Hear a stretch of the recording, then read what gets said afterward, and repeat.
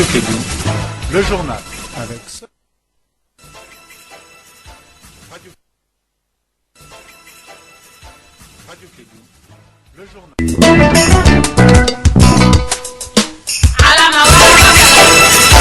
Radio Kédou, le journal avec Sotelma Militaire.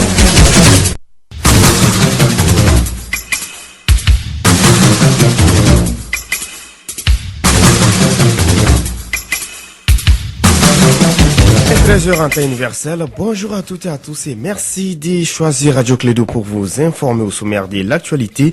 Le gouvernement de Modibo Keïta, récemment formé, a tenu ce week-end dans son premier conseil des ministres. Certains Maliens désapprouvent la compétence de ces groupes. On en parle à l'ouverture de cette édition.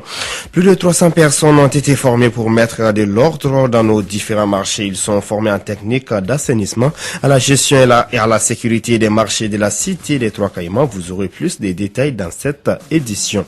Et puis sur le continent africain ou sur l'actualité internationale, le Conseil de sécurité de l'ONU s'est réuni en urgence hier dimanche pour évoquer la situation sécuritaire au Soudan du Sud. Il appelle à un retour au calme très rapide. On en parle dans cette édition dans la page internationale. Voici pour vous les sommaires. Aruna Tidjaniba est au microphone.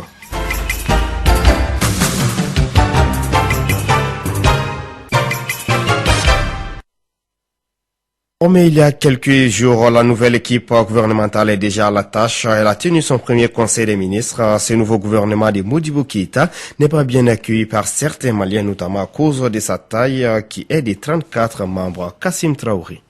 9 entrants, 7 sortants, 8 femmes pour un total de 34 membres. La taille de la nouvelle équipe gouvernementale pose problème. Et le gouvernement là est issu tout simplement des gens qui ont apporté à un moment donné leur soutien au président de la République. D'autres ont quitté tout dernièrement l'opposition pour aller se rallier derrière le pouvoir pour être membre du gouvernement. Ça veut dire tout simplement que nous sommes toujours en train d'aller toujours dans les pratiques qui existaient. C'est quoi? C'est toujours le partage des gâteaux. Les Maliens se réjouissent de l'entrée de certains responsables des groupes armés dans la nouvelle équipe gouvernementale. Ces nominations-là des représentants des groupes armés, alors nous servira une bouchée d'oxygène. Si par exemple le groupe dit qu'il ne reconnaît pas, nous pensons qu'on va s'en tenir même au propos de la dame qui dit qu'elle est là pour servir l'intérêt général. Tous les Maliens, nous sommes toujours résolus aujourd'hui dans la logique du retour de la paix, qu'on dépasse ce climat social là, ces querelles de personnes là. Bien qu'il y ait des avis divergents sur la nouvelle équipe gouvernementale, certains jeunes Maliens pensent que le problème n'est plus le gouvernement, encore moins les ministres. Sincèrement, moi je ne crois pas que ces gens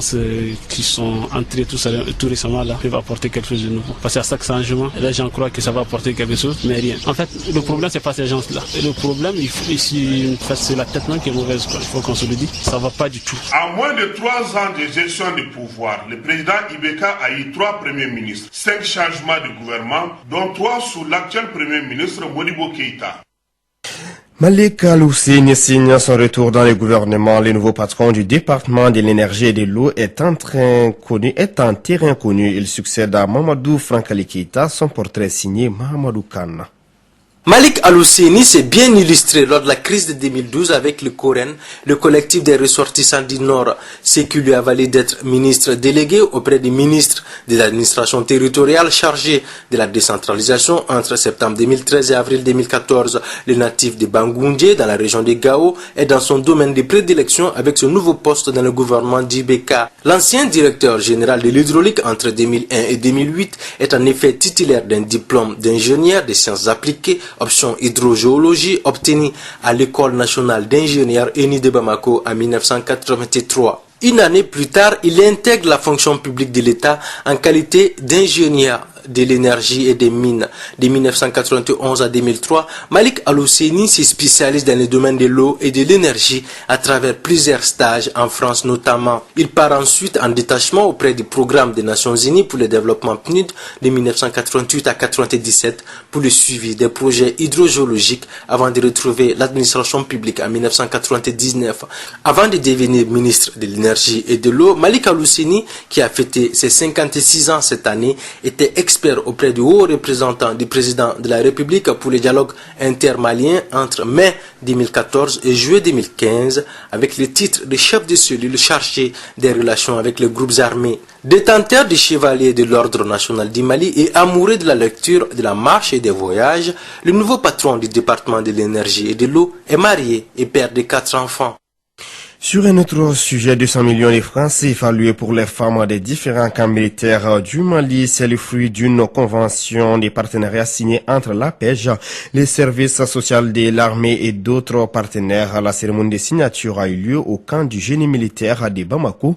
Écoutons colonel Samake Marietou Damele, directrice du service social des armées sur cette convention signée au profit des femmes des camps du Mali. Pour notre attente, vraiment, je dirais que c'est pour aider les jeunes et les femmes des camps. Donc vous savez, quand le chef de famille n'est pas là, c'est pas facile.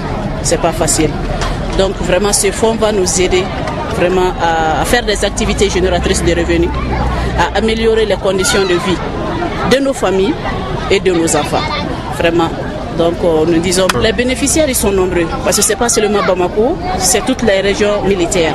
Donc Bamako, Kaï jusqu'à Kidal. Donc c'est pratiquement toutes les femmes des camps et les jeunes qui ont la moyenne d'âge de 21 à 40 ans. Donc c'est eux qui vont bénéficier de ce fonds. Colonel Samake Marietou Dambele, directrice du service social des armées du Mali, 13h05, Clé de Info, 2e édition.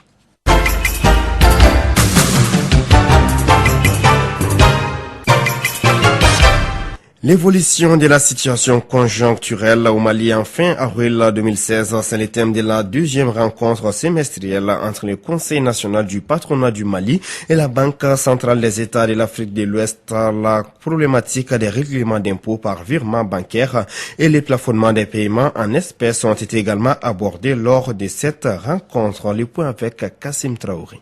Cette 2e rencontre semestrielle entre les patrons du Mali et la Banque centrale a porté sur les questions de développement afin de trouver les voies et moyens pour sécuriser les ressources de l'État. Mamadou Sensi Koulibaly, président du Conseil national du patronat du Mali. Nos ententes ont été comblées. On a appris des choses de la part de la Banque centrale et on a fait part aussi de nos préoccupations en ce qui concerne le développement économique du pays et de nos entreprises. Il nous a donné très bonnes réponses qui permettent vraiment une réflexion au niveau national en tous les acteurs que ce soit. La rénovation des dispositifs de suivi de la conjoncture actuelle a été débattue. Les discussions ont porté sur les perspectives du bureau d'information sur les crédits. Konjo Traoré, directeur général de la Banque centrale. Au cours de la rencontre, nous avons passé en revue notre note de suivi de la conjoncture, de laquelle il ressort que c'est vrai que la croissance est là, le taux de croissance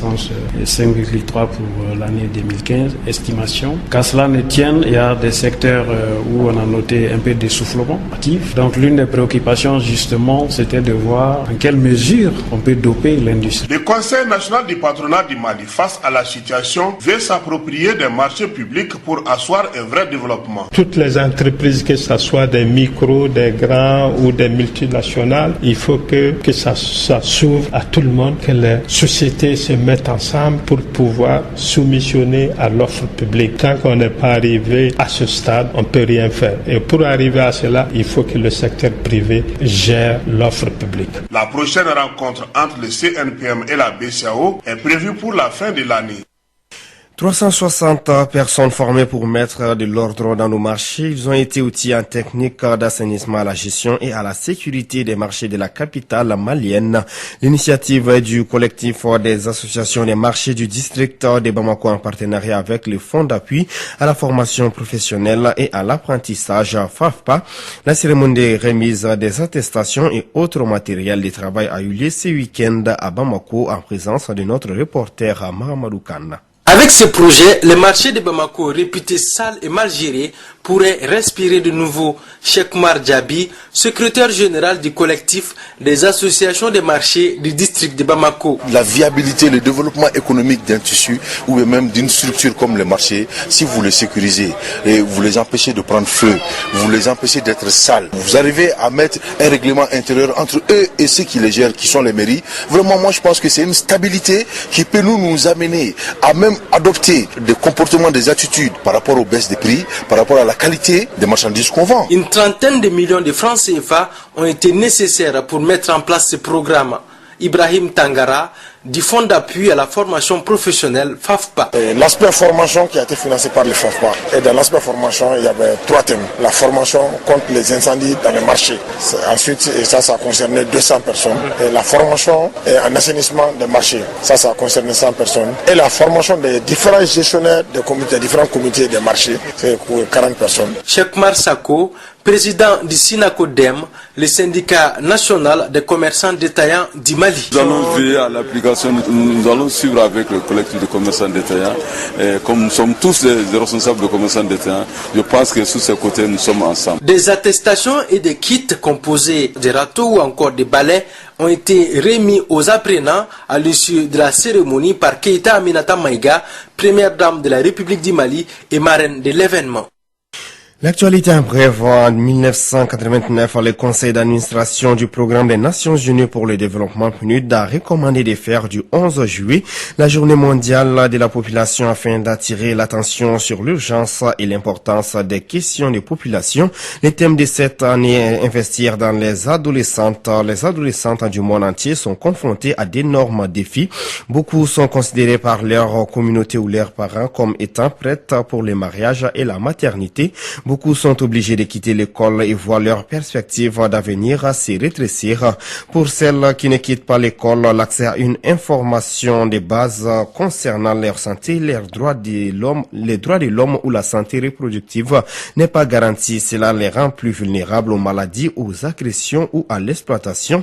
Ces défis sont exacerbés chez les filles marginalisées parmi les minorités ethniques, les communautés qui vivent dans la pauvreté ou les régions les plus éloignées. La journée du 11 juillet est donc une manière aujourd'hui de prendre leurs préoccupations en compte. Sur l'actualité internationale, le Conseil de sécurité de l'ONU s'est réuni en urgence hier dimanche pour évoquer la situation sécuritaire au Soudan du Sud. Alors que des violents combats secouent la capitale Juba depuis 3 jours, le Conseil de sécurité appelle à un retour au calme très rapide et à solliciter l'aide des pays de la région. Ce sont les États-Unis d'Amérique qui ont réclamé cette réunion d'urgence. Les 15 pays membres du Conseil de sécurité se sont mis d'accord sur un communiqué qui condamne les récentes violences et en particulier les attaques contre les populations civiles. Le président sud-africain Jacob Zuma entame ce lundi 11 juillet une visite d'État en France. Un tête-à-tête avec le président français François Hollande est prévu dès ce lundi soir. Demain mardi, les 2 chefs d'État se rendront dans la capitale, dans la Somme, pour assister aux commémorations du centenaire de la bataille du bois d'Elville, où près de 3000 soldats sud-africains y affrontèrent les troupes allemandes lors de la Première Guerre mondiale. Il sera ensuite question de coopération économique. La France et l'Afrique du Sud ont d'importants échanges commerciaux malgré des relations diplomatiques parfois très tendues. En Colombie, le gouvernement confirme un accrochage entre l'armée et la guérilla des FARC, alors même que les 2 parties sont sur le point de sceller un accord de paix qui mettra fin à un demi-siècle de guerre civile. Cet accrochage aurait, selon l'armée, été fortuit et ne devrait pas remettre en cause les avancées des négociations pour la guérilla. L'affaire est très sérieuse. La convention républicaine qui doit investir Donald Trump ouvre dans une semaine à Cleveland, dans l'Ohio. La semaine suivante, les démocrates se retrouveront pour le même exercice avec Hillary Clinton à Philadelphie, à Pennsylvanie. La campagne a marqué les pas ces derniers jours après la tuerie de Dallas, mais la politique reprend ses droits cette semaine et d'importantes décisions sont attendues de la part des 2 candidats. Il est 13h14 dans notre studio. Vous suivez la 2e session d'information des clés de l'info.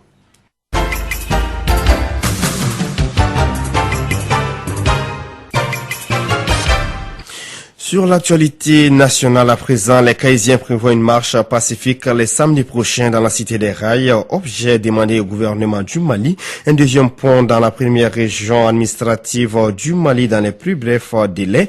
Elle est initiée par la coordination des associations de jeunesse des Caïs à travers une plateforme et des organisations citoyennes. Des Caïs, la correspondance de Boubacar Niane.